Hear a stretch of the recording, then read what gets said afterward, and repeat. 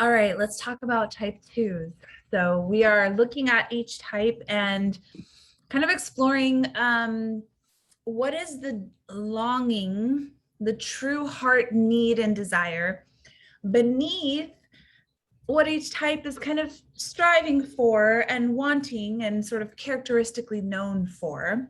I highly recommend you go back and watch the first video in this series for some context, but let's dive into type 2. So type 2 on the surface is striving to feel connected, but needed, wanted, helpful, connected via what they can do for you. Connected because they've thrown out these little helpful touch points. Hey, can I bring you a meal? Can I do this thing for you? Can I fix this thing for you? Can I send you a helpful list of, apartments to rent? I know you're looking for an apartment. Like all of these helpful little, like when someone is climbing a mountain and they like toss up those little like hook things and there's a line attached to it. It's kind of how I think 2s are trying to build connection by throwing a line and as many as they can to feel like they are a part of someone's lives. But if you watched my first video, I talked a little bit about my experience as a type 3 is a very similar experience with the type 2, where if they are being connected with, it is not for who they are, but for what they do, which only continues to perpetuate this feeling in the type 2 that maybe I'm not enough. They only like me, want me, connect with me because of what I do for them. And so I have to keep doing. I have to keep showing up. I have to keep proving my relevance in this person's life or in this group's life or community's life, or I won't be connected with. My connection with others is dependent upon my doing for them, right? And so that's where 2s are always striving to feel connected, to feel like they're needed, to feel like they're helpful, to feel like they're doing for others.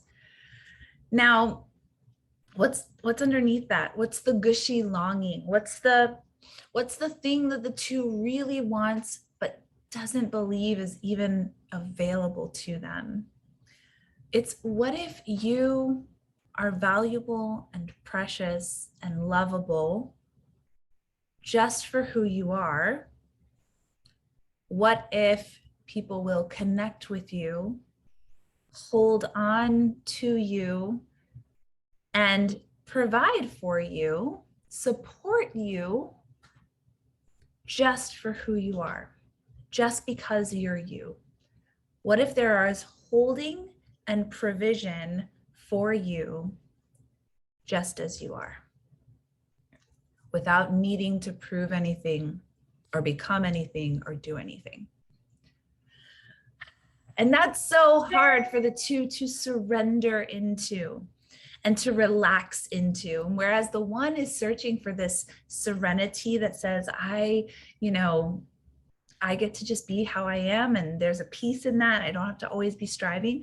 For 2s, that they want to relax into a holding. Right? 2s are very focused on provision, the needs, the support, the care. What 2s feel like is missing for themselves and therefore for the world is there's not enough care. My needs won't get met, and others' needs won't get met. And if my needs or others' needs are not getting met, what does that mean about me? Maybe I'm not valuable enough to be taken care of. So let me reduce my needs and care for everyone else. And so we can see where instead of telling the type 2 to be like, oh, stop being so helpful. Stop, you're being overly helpful. You're getting into everybody's business. People don't want all of that helpfulness. Tone it down, right? Sometimes 2s can get that message in the Enneagram world that they need to have better boundaries, that they need to not Help people who haven't asked for it because that's annoying or that's overreaching, right? We're just piling shame onto a type that already deals with shame of, what if I have no ability to connect with others outside of doing for them? So rather than that narrative, what if there was another one available to us? What if instead we looked at that deep longing for the two to be supported and cared for just for who they are? And we asked the two to take some of that energy. Twos have a pretty good amount of energy, and twos can also suffer physical illnesses that deplete their energy. Maybe one day we'll do a conversation on physical illness and how it manifests in different types and some of the patterns that we see there.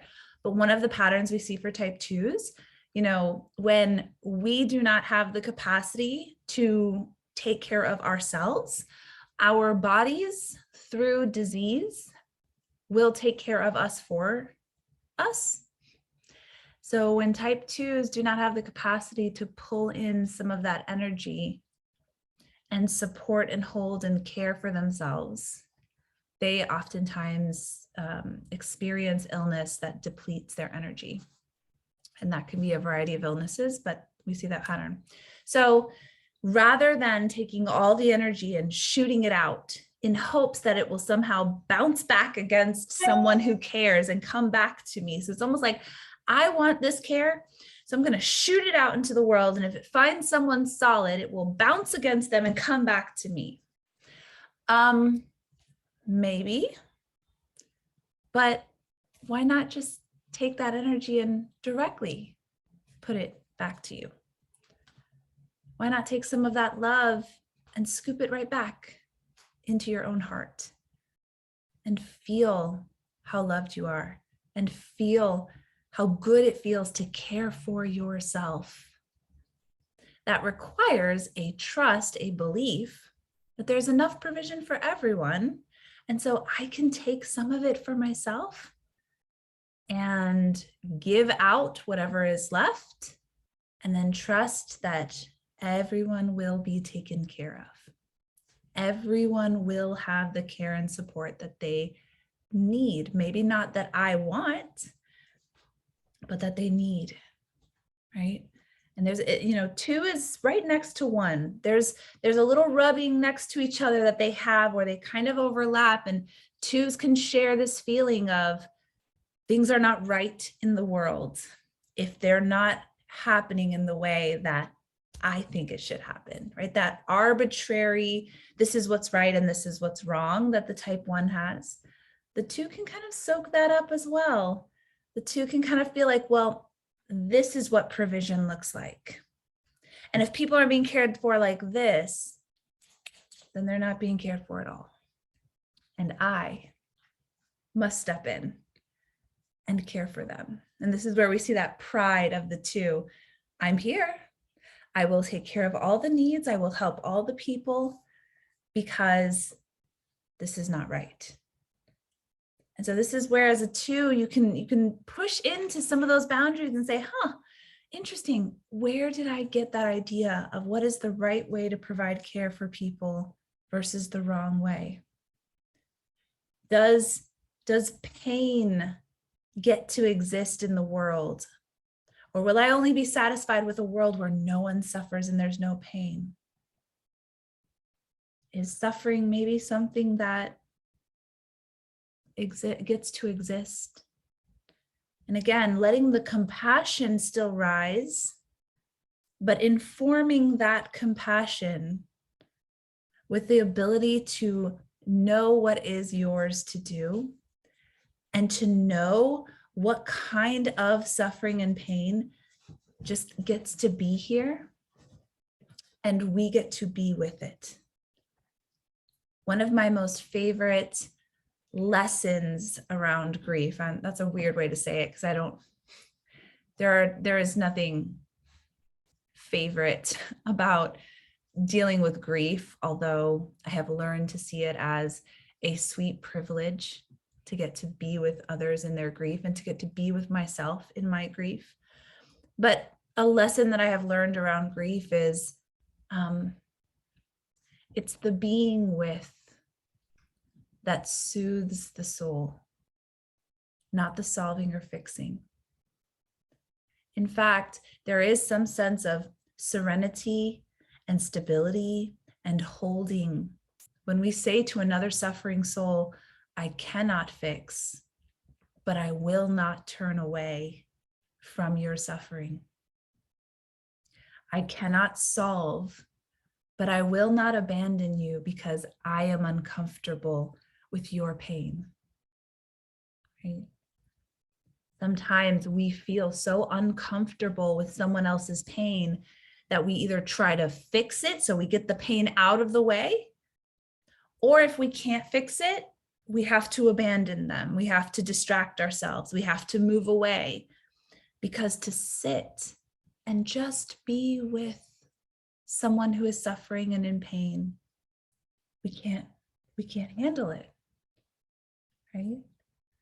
So part of, that expansion for twos is, what if your compassionate heart didn't have to fix and be needed and solve all the problems? But what if your compassionate heart could connect just for what it is? And in some cases, that connection means you have no capacity to help, but you do have the capacity to be with, to not turn away from the suffering simply because you don't know how to fix it.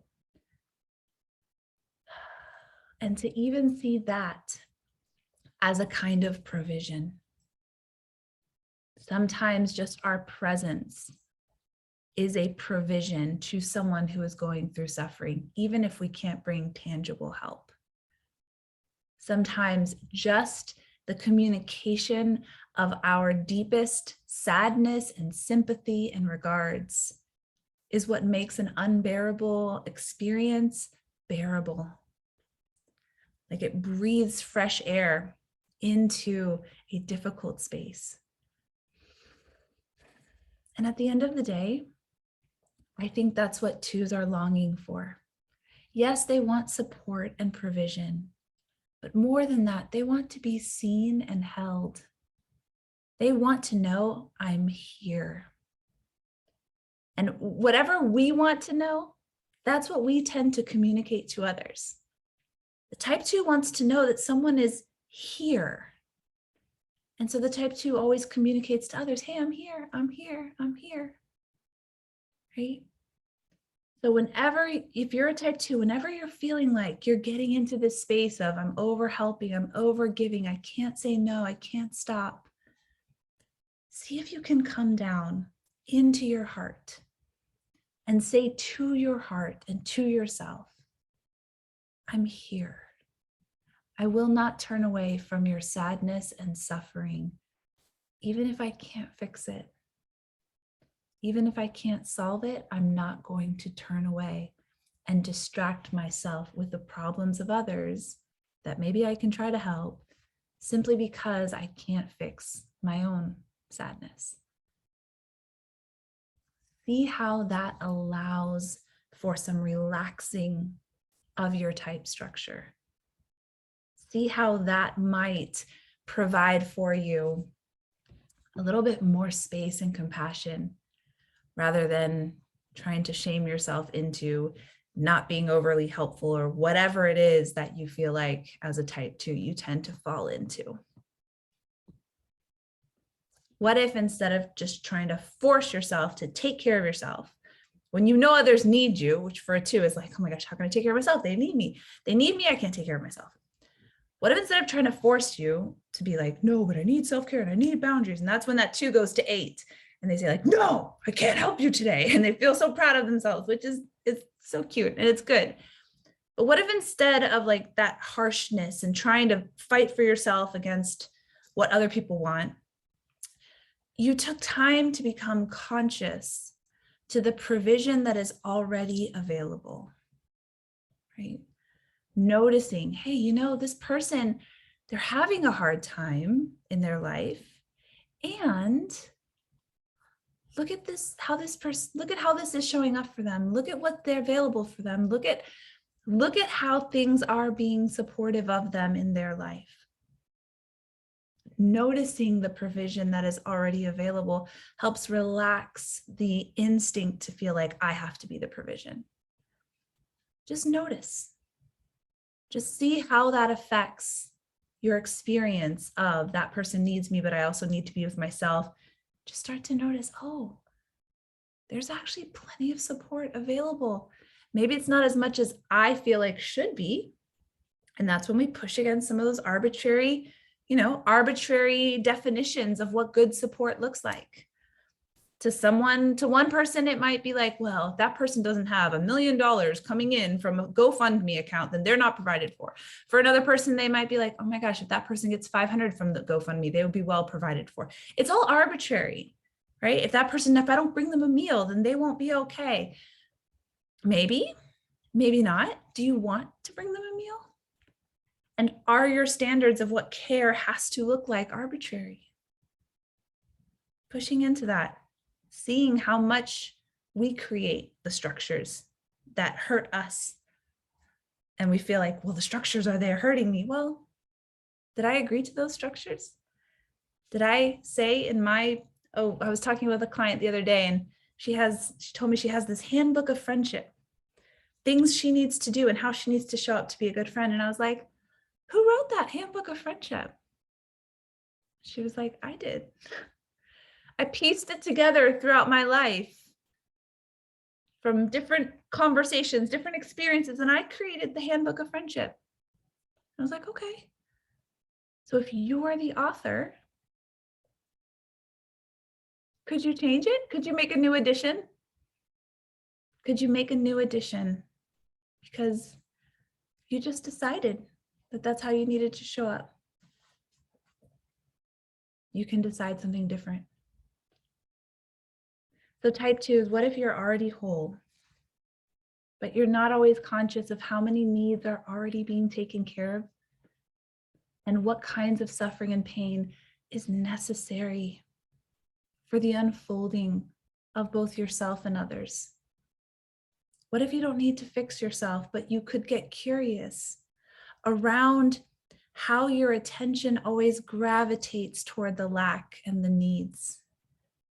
And maybe there's a different experience available to you if you were able to see both the needs and the provision, both others and yourself.